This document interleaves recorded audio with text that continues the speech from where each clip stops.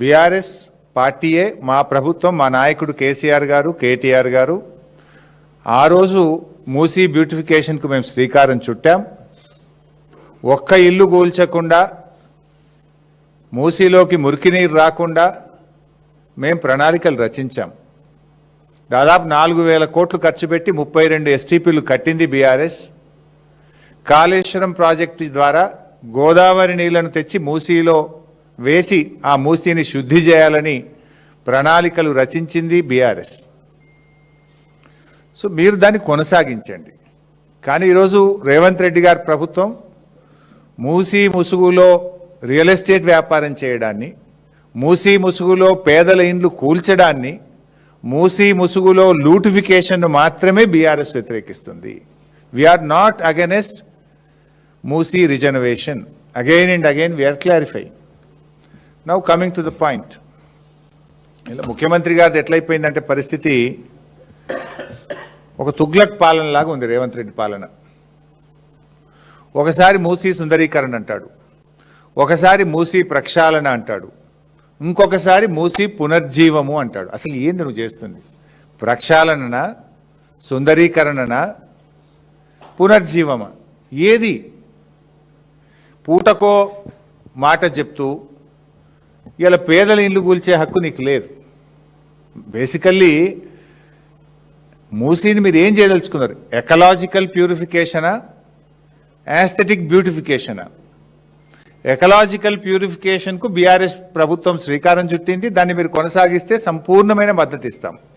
మూసీలో మురికి నీరు ప్రవహించద్దు, మూసీ దిగువన ఉండేటువంటి రైతాంగానికి స్వచ్ఛమైన నీరు వెళ్ళాలి. దానికి మేము అనుకూలం, అది మీరు చెయ్యండి. కానీ యాస్థెటిక్ బ్యూటిఫికేషన్ ముసుగులో రియల్ ఎస్టేట్ వ్యాపారాన్ని మాత్రమే మేము వ్యతిరేకిస్తున్నాం. So government has to clarify, మీరు ఎకలాజికల్ ప్యూరిఫికేషన్ చేస్తారా, యాస్థెటిక్ బ్యూటిఫికేషన్ ముసుగులో పేదల ఇల్లు కూలుస్తారా? This is our straight question. Musi మీద చిత్తశుద్ధి ఉంటే మొట్టమొదలే పేదల ఇళ్ళ మీద పడతారా? ఇప్పుడు వికారాబాద్ నుంచి మొదలుకుంటే దాదాపు 100 కిలోమీటర్లు అనేక పరిశ్రమలు, గ్రామాలు, పట్టణాలు, వాళ్ళంతా కాలుష్యం దాంట్లోకి వస్తుంది. First you have to arrest that.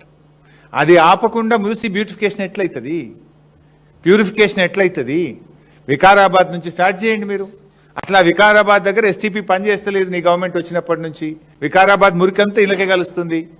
అసలు దాన్ని పట్టించుకోకుండా ఎంతసేపు పేదల ఇండ్లు కూలుస్తా, పేదల భూములు నేను ఆక్రమణ చేస్తా, ఎక్వైర్ చేస్తా, ఎందుకు పేదలంట పడ్డావు?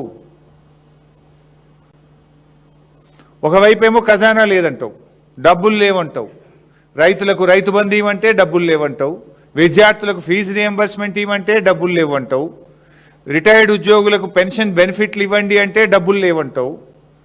కానీ 1,50,000 కోట్లతోని మూసీ సుందరీకరణకు మరి డబ్బులు ఎక్కడి నుంచి వచ్చినాయి? అంటే నీకు రైతులంటే నీకు మనసు రాదు, రిటైర్డ్ ఉద్యోగులంటే నీకు మనసు రాదు, ఎస్సీ ఎస్టీ బీసీ విద్యార్థుల స్కాలర్షిప్ ఫీజు రియంబర్స్మెంట్ డబ్బులు ఇవ్వమంటే నీకు మనసు రాదు. ఎందుకంటే ఇక్కడ కమిషన్లు రావు.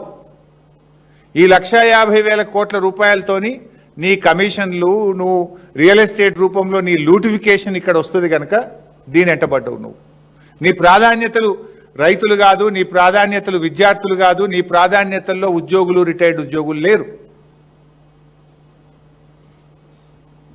ఇంకో దిక్కు పైసలు లేవంటావు, మిస్ వరల్డ్ పోటీలకు 100 కోట్లు ఖర్చు పెడతావు, 100 కోట్లు పెట్టి నీ క్యాంప్ ఆఫీస్ కట్టుకుంటావు, 100 కోట్లు ఖర్చు పెట్టి ఫుట్బాల్ షోకులు తీర్చుకుంటావు, 100 కోట్లు ఖర్చు పెట్టి ఇతర రాష్ట్రాల్లో పేపర్ అడ్వర్టైజ్మెంట్లు ఇచ్చుకుంటావు, 1,00,000 కోట్లు ఖర్చు పెట్టి మూసీ బ్యూటిఫికేషన్ చేస్తా అంటావు, 1,00,000 కోట్లు ఖర్చు పెట్టి ఫ్యూచర్ సిటీ కడతా అంటావు. మరి వీటన్నిటికీ పైసలు ఉంటాయి కానీ పేద విద్యార్థులకో, రైతులకో, మహిళలకో మహాలక్ష్మి ఇవ్వడానికో దానికి ఎందుకు డబ్బులు ఉండయి? అంటే నీ ప్రియారిటీస్ వేరు.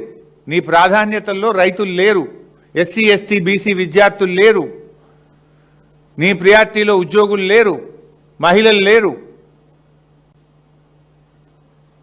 ఇవాళ నువ్వు ఇంత అర్జెంటుగా 5 స్టార్ హోటల్లో అయ్యాలో ఏదో పీపీటీ అంటున్నావు, డిపిఆర్ అంటున్నావు, అది కూడా క్లారిటీ లేదు, గందరగోళం అంతా.